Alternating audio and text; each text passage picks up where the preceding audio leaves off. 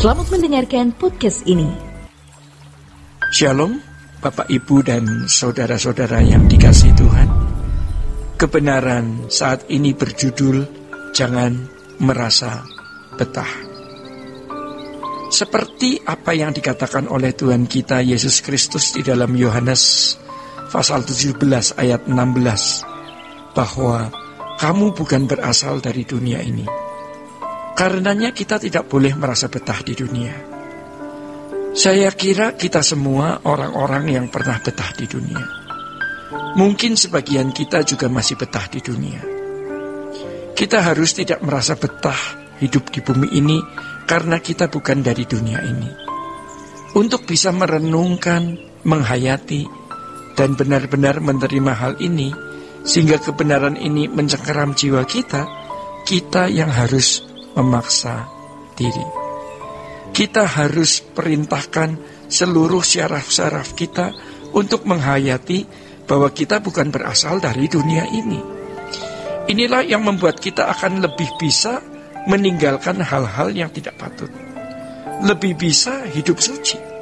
Lebih bisa mengampuni orang, menerima orang lain, tidak membalas dendam, dan bisa lebih kokoh, tabah menghadapi segala keadaan dan kesulitan hidup.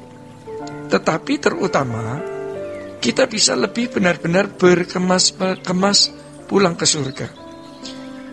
Jadi saudara-saudara, seperti bangsa Israel yang dituntun keluar dari Mesir ke Kanaan, kita dituntun Tuhan keluar dari Mesir dunia ini ke langit baru, bumi baru. Ini bukan hal yang mudah, karena kita punya alam berpikir sudah lama rusak. Tetapi oleh firman yang kita dengar dan ketegasan hati yang memerintahkan syaraf-syaraf kita untuk mengakui bahwa kita bukan berasal dari dunia ini, maka kita bisa menghayati dan kita bisa benar-benar merenungkannya sampai kita tercengkerami oleh kebenaran ini, bahwa kita bukan berasal dari dunia ini. Dunia kita makin sulit. Kalau kita benar-benar memfokuskan diri pada perjalanan pulang ke surga, Tuhan pasti melancarkan jalan kita. Hal-hal yang mengganggu pertumbuhan iman kita akan disingkirkan. Hal-hal itu bukan saja kesulitan, tetapi juga kenyamanan. Tuhan membuat kenyamanan kita diambil sehingga kita tidak nyaman. Supaya dengan tidak nyaman itu kita memandang Tuhan.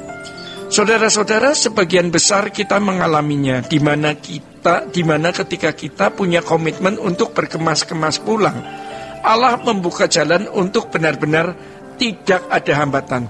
Yang menghambat bukan saja kesulitan, melainkan juga kekayaan, kenyamanan. Jadi kadang-kadang Tuhan membuat hidup kita jadi sulit.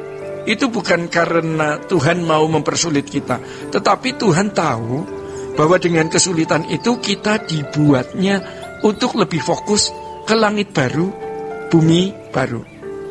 Ini luar biasa, ya. Jadi dengan kesulitan hidup itu kita dibawa Tuhan untuk ke langit baru, bumi baru. Jadi kita bersyukur kalau Tuhan izinkan kita harus mengalami banyak kesulitan, ya. Dan melalui kesulitan itu justru kita mendapat jalan lebar untuk pulang ke surga. Saya mengalami bagaimana Tuhan menekan saya dengan banyak masalah, dengan banyak kekecewaan, kepedihan hati. Tetapi itu yang membuat saya semakin melangkah mantap. Mengapa Tuhan tidak membuat semua masalah dan kesulitan kita selesai dengan mudah? Mengapa Tuhan mengizinkan kita punya persoalan ini, beban ini? Ternyata hanya supaya kita tidak betah, ya. Sementara kita melakukan pekerjaan Tuhan di bumi, kita tidak boleh menjadikan pekerjaan itu, apakah itu pekerjaan gereja atau non-gereja, sebagai kebahagiaan untuk mencapai kesenangan-kesenangan pribadi. Semua harus kita berikan untuk kemuliaan Tuhan. Ini merupakan hal yang sulit sekali bagi sebagian orang, terutama bagi mereka yang beruang. Sulit karena biasanya dengan uang dan harta itu mereka bisa terbang tinggi semau mereka. Dan mereka bisa mencapai apa yang mereka mau. dapatkan di bumi ini dengan segala kesenangannya. Tetapi kita pun punya sayap lain yang terbang ke arah yang berbeda, yaitu ke langit baru, bumi baru. Bulatkan tekad kita untuk mengenakan prinsip ini dalam kehidupan kita yang singkat di bumi ini. Bumi ini bukan rumah kita, Bapak Ibu. Kita bukan berasal dari dunia ini. Kehidupan kita yang sesungguhnya ada di langit baru, bumi baru. Ya, ada di langit baru dan bumi yang baru. Untuk itu, mari paksa diri kita untuk menghayati dan mengenakannya.